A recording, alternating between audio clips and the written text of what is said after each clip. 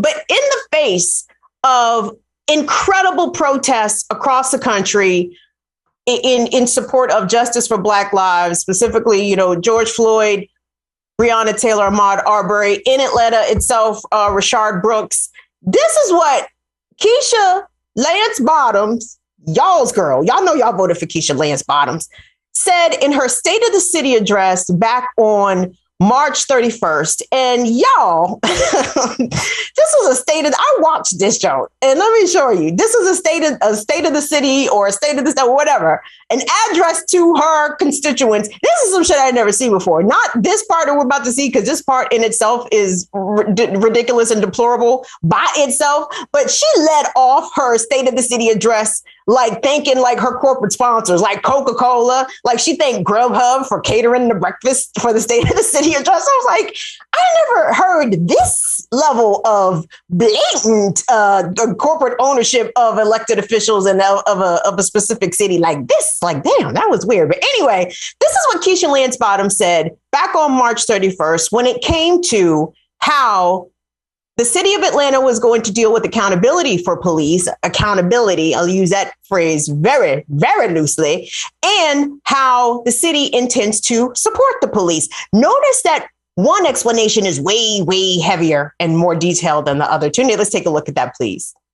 So while we focus on building that trust, we are also supporting our officers who show up every day committed to respecting our communities and keeping our cities safe.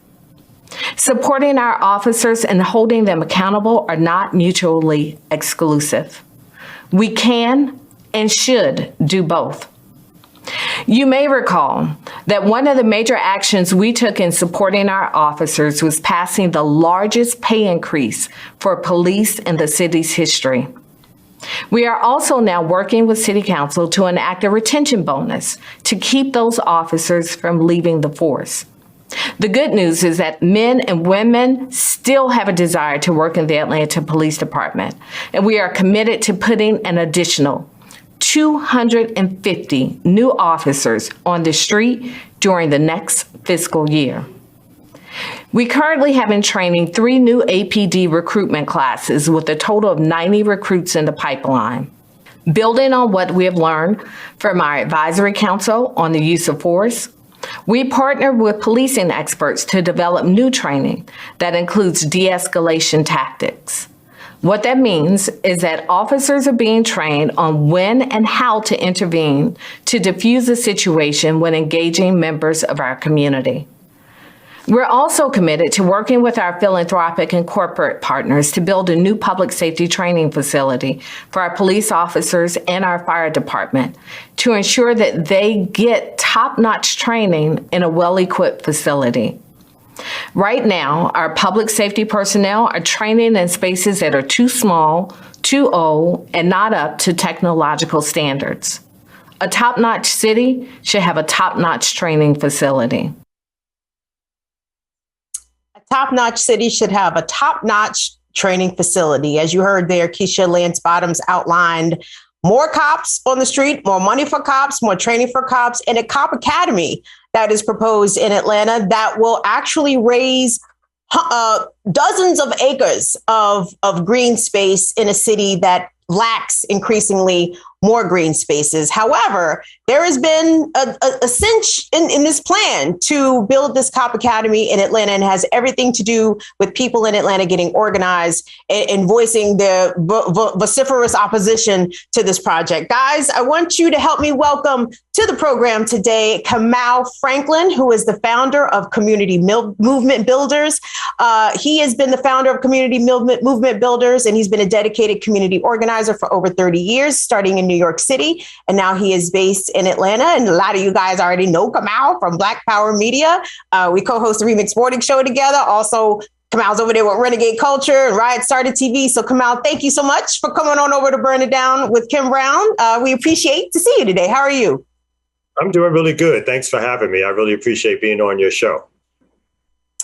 Yo, so when I saw the news, because I saw you making the rounds on different places talking about how what seemed to be a pretty much sure thing, this Atlanta Cop Academy, this proposed Atlanta Cop Academy, which obviously has the blessing of the mayor, seemed to have the blessing overwhelmingly of the Atlanta City Council, except a recent vote by the City Council. I think the vote was something like 8-7. They decided to temporarily table a vote of, I would assume, will be final approval of the Cop Academy. But that was in large part due to people in the city getting organized and telling the City Council and the Democratic leadership there in Atlanta that this Cop Academy was unwanted. Kamau, talk to us about where in the stage of this fight that activists like yourself are at regarding the construction of this Cop Academy. Yeah. As far as the City Council is concerned, who has the responsibility for either passing this measure or not, September 7th is when they're supposed to take their next vote to ostensibly possibly pass a legislation to give away land, basically, for the police to build their $90 million Cop Academy, or as we call it, Cop City.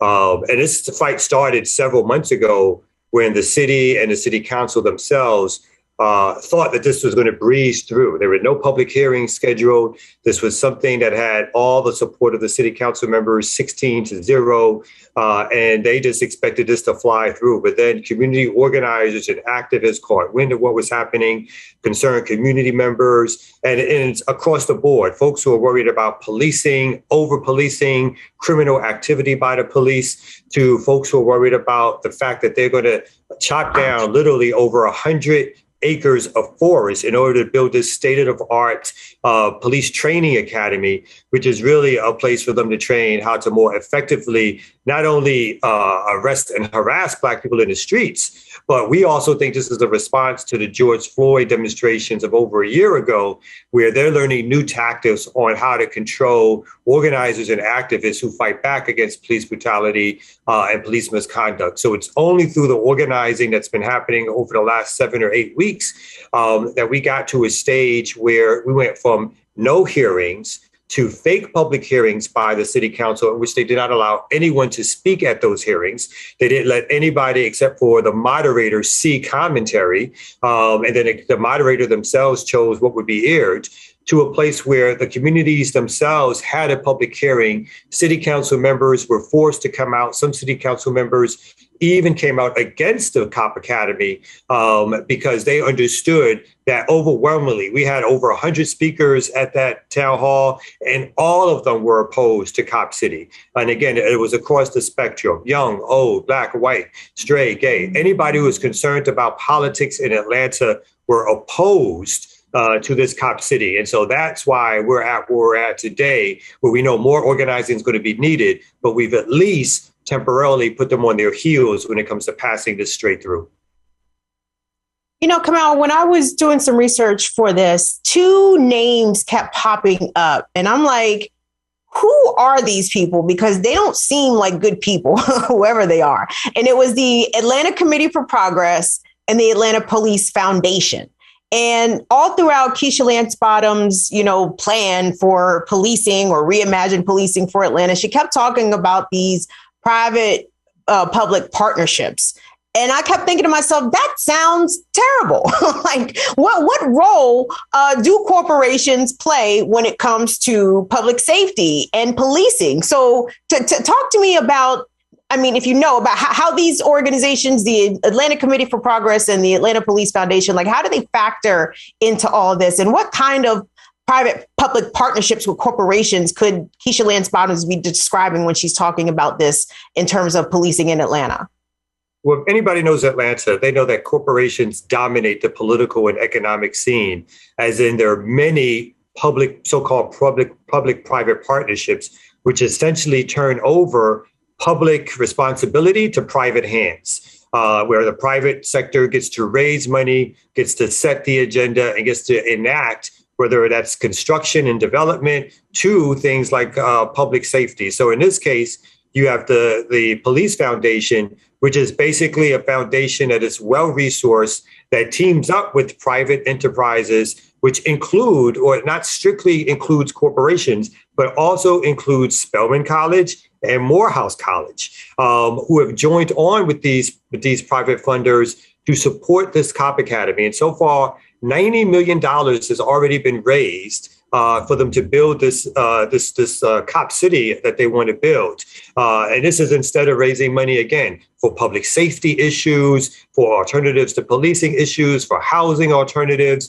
Instead of thinking about that, instead of having a public-private partnership focused on that, one was created specifically at this particular stage to help support the police build a new training facility. And again, I think this is part and parcel of a narrative shift that both the corporations and the city council is behind and trying to say last year, the police were on their heels. Policing was on its heels in terms of how it's conducted in our community, the over-policing, the harassment, the actual murders that has been happening in our communities, that we were calling for alternatives to policing. We were calling for community control of policing. We're calling for abolition of police, defunding of police, that those were major calls coming out of communities based on what was happening.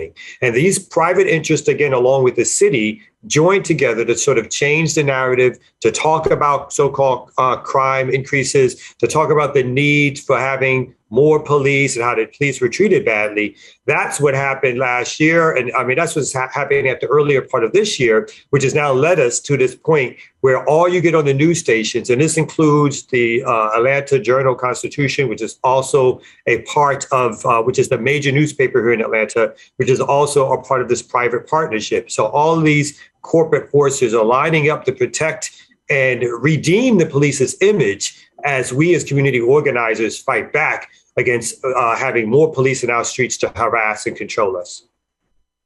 Kamau, I am so glad you mentioned the Atlanta Journal-Constitution, because when I was doing my Googles earlier, I came across this piece written by, I don't know if this dude, I was going to say some Negro. Let me not give him that much credit. I have no idea what this man's background is, but Wilborn P. Nobles III, right? Wilborn P. Nobles III wrote this piece in the Atlanta Journal-Constitution with the headline, Atlanta Mayor touts plans to open new police training center. And Kamau, I swear to God, I read this article, we call it an article very loosely, because it read exactly like a press release from the Atlanta Police Foundation. I was blown away. I'm like, there is not a critical word about any sort of opposition to this project at all, nor is there any mention about price and or cost or any of that. Like, it read exactly like a PR press release. I was like, bro, they got the AJC in their pocket over here, the Police Foundation. Yeah. So that's crazy. The Cox Foundation, which again is the ownership of the AJC in Atlanta, is firmly behind this cop city. And again, there's been editorials that by the editorial board, which has supported this cop city. And so again, if they're so interested in having training center, instead of them showing pictures of a training center that is in disrepair, use some of your money to fix up that training center. It doesn't take a $90 million deforestation plan to build a new training center if that's so what their wishes are. And again, they're trying to tie this to what they claim is an increase in crime. Even under the best of circumstances for them, without community action, it would take 3 to 5 years to build this kind of facility. So this has nothing to do with anything associated with crime, but more to do with creating a pro-police narrative, throwing bones at the police to make them feel empowered. But again, while we as the community suffer under abuse, false arrest, harassment, illegal detention, and again, sometimes even murder. So instead of fixing those problems, instead of concentrating on those issues, the city of Atlanta, Keisha Lance Bottoms, the city council has decided to reward the very police that have been hurting and maiming our people. And this all fits in again to, like you said, that the larger situation of having these city officials in the pockets of the police and corporate interests, these same Black city officials who now for over 4 decades have controlled Atlanta, and under their tutelage, their leadership, Atlanta has gone from a majority Black working class city to now a majority white city that is looking more like a San Francisco and a Seattle model, where working class and poor people cannot afford to live in the city, where homeless people are being pushed out of the city. And so no issue is being dealt with except for trying to satiate the police with raises and cop academies, as opposed to working for what's good in the local communities at hand. Hello. sounds like Washington, D.C. Also, it is the gentrification is absolutely violent in these places. And Tunde, I wanted to take a look at that 11 Alive news package. This was from several weeks ago, and maybe even longer than that, maybe even a couple of months ago, where I think the reporter's name is Hope Franklin. She went out to, because this is in Southwest Atlanta or DeKalb County or unincorporated part of DeKalb County. Do I have that right, Kamau? Yeah, unincorporated DeKalb County, yes. Right. So she's going to talk to some people we're going to hear in this package from some residents there who at the time were talking about, well, exactly what you described, how the community's voices were largely omitted. They were not consulted. There was not meetings and the like. So Tunde, let's take a look at that package from 11 Alive News in Atlanta.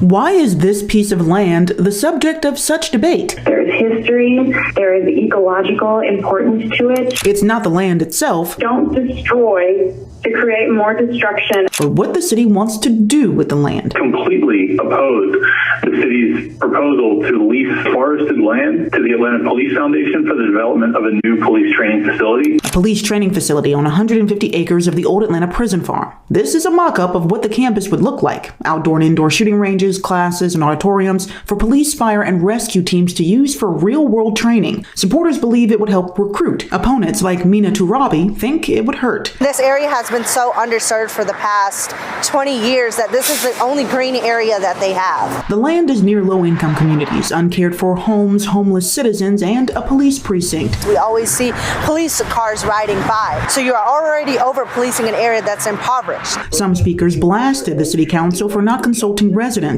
In fact, during this interview with Turabi, 2 people stopped us, upset their voices weren't considered. They think either they lower income, not educated, or don't know how to talk and not like that.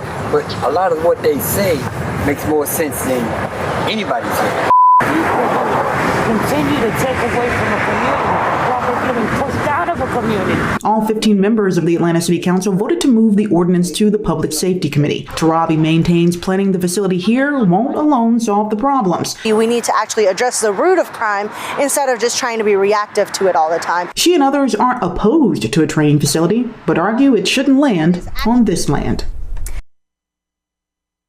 That package from 11 Alive News. Kamau, I have a question for you, because hopefully organizers will be able to stop this cop academy from being built. But with Atlanta being so hot, the real estate being so hot, and the desire to push Black people as far away from hot real estate areas as much as possible, isn't there still a danger that this land still could be seized and developed in the same problems associated with the cop academy coming, I guess, minus the police per se, but the same issues of violent pushing out of generational residents in that area? Is that still very much a risk, even if the cop academy is able to be stopped entirely?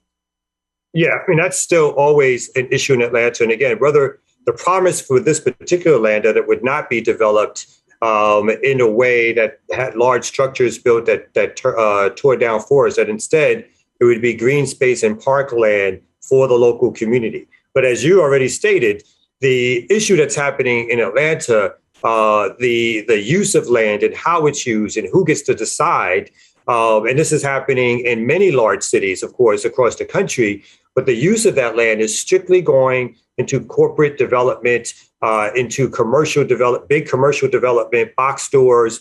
Is strictly going towards the creating of condos, which are priced in the hundreds of thousands to, at this point, millions of dollars, to new housing stock, which is in neighborhoods like Southwest Atlanta and Pittsburgh, where we do our work. And we bought a community house 5 or 6 years ago for $52,000.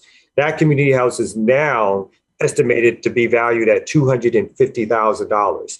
And in fact, a new house was just built in the neighborhood. And again, this is a working class and poor Black community. A new house was recently built that sold for $750,000 by a speculative real estate agent, and a second one is being built right next door to it. So the neighborhoods are under attack in Atlanta. Poor Black residents, working class Black residents, working class people in general, again, are being pushed out of Atlanta in favor for a management class who work for corporations, big corporations, and for an elite class to have a play city. And Atlanta seems to be the southern destination for that. So these are the strains that are happening. And the Cop City is just one element of that. But again, the recent census that said that the Black population in Atlanta dipped under 50% for the first time in over 50 or 60 years, where at one point was upwards of 60%. And that's happened because public housing in Atlanta has been destroyed. There's no public housing in Atlanta. Again, during the Olympics, homeless people were paid to leave Atlanta. There's no shelters left in Atlanta proper. And there's not like they're building homes or any alternative means to put poor and working class people in order to keep poor working class people in Atlanta. So this is basically a playground for the rich. And it's the Black mayors and the Black city council folks who have paved the way for this to happen. Oh, Kamau, you segued perfectly to the comedic portion of this interview about what is the elected leadership class doing in Atlanta to either prevent this cop academy and I guess the further gentrification of the city. But I mean, I would imagine that prior to the public outcry, the vote for this cop academy seemed to be pretty much a done deal until y'all Negroes started making noise and then they had to reconsider. So I know Keisha Lance Bottoms is not seeking re-election. What about the people who are running to be Atlanta's mayor and also the members of the city council? Are they firmly in the pocket for this cop academy, or are there any holdouts or rebels, as it were, that are vocally against this and working against the cop academy coming to this neighborhood? Well, we have no rebels in Atlanta in the city council.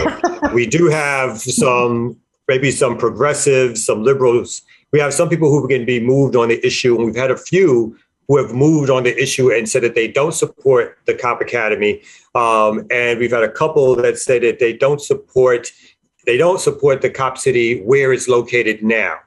But for the most part, as you said, going into this fight, it was a 15-0. And 16-0 if you count Felicia Moore, who is the president of the city council, who's also running for mayor, and Kasim Reed, the former mayor of Atlanta for 2 terms, who basically is the sort of epicenter of a corporate takeover of Atlanta, proud of his record of having Black Atlantans, again, poor working class Black Atlantans, chased out of the city.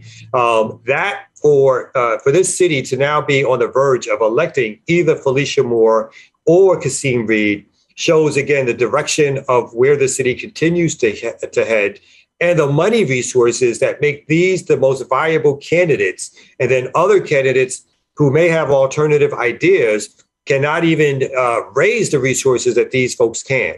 And it's not so much, again, that any of the other candidates are rebels or strongly progressive. There's certainly no radicals in a bunch. But, you know, the fact that you can't even get that in there because you have these moneyed candidates who are taking up all the spotlight, all the resources, all the commercials, you know, it doesn't bode well for what's going to be next in this city. I can predict another 5 or 10 or 15 years, this city, the next election after this, let's say it like that, you probably won't have a Black mayor again.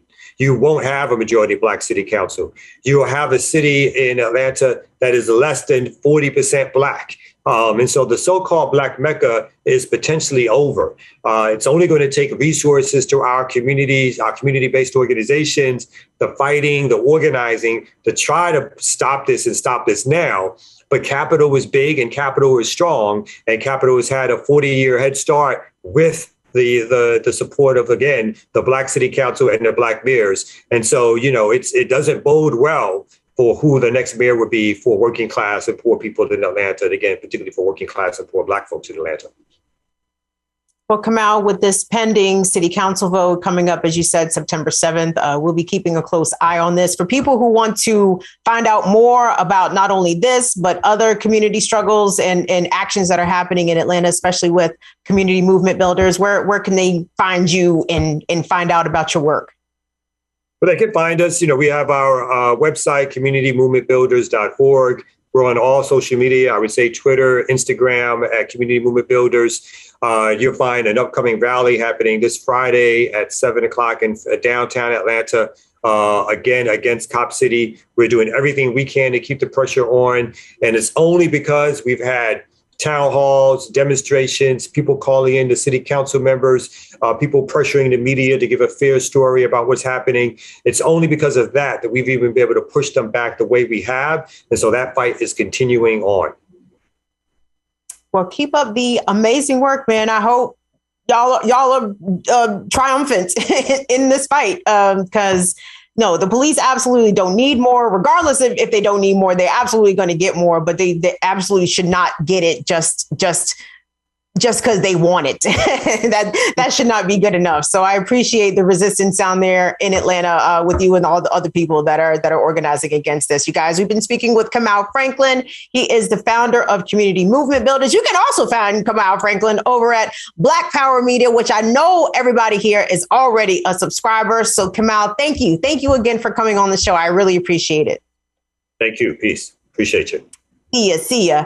Tyler Hackett, thank you so much for your support. I appreciate that, guys. And I'm glad that you guys enjoyed that conversation with Kamau. Please follow Kamau as he just outlined all the places on the internet, because I think that this can get done. I think that there is enough of an opposition to the way the police operate in general, but to the way Atlanta police operate specifically, and how much the communities there have been so greatly impacted by gentrification. And the Cop Academy might be as bad, if not worse than gentrification. Would you say? I think it would be fucking terrible. So we'll be keeping an eye on what's happening in Atlanta with the fight against the Cop Academy. Guys,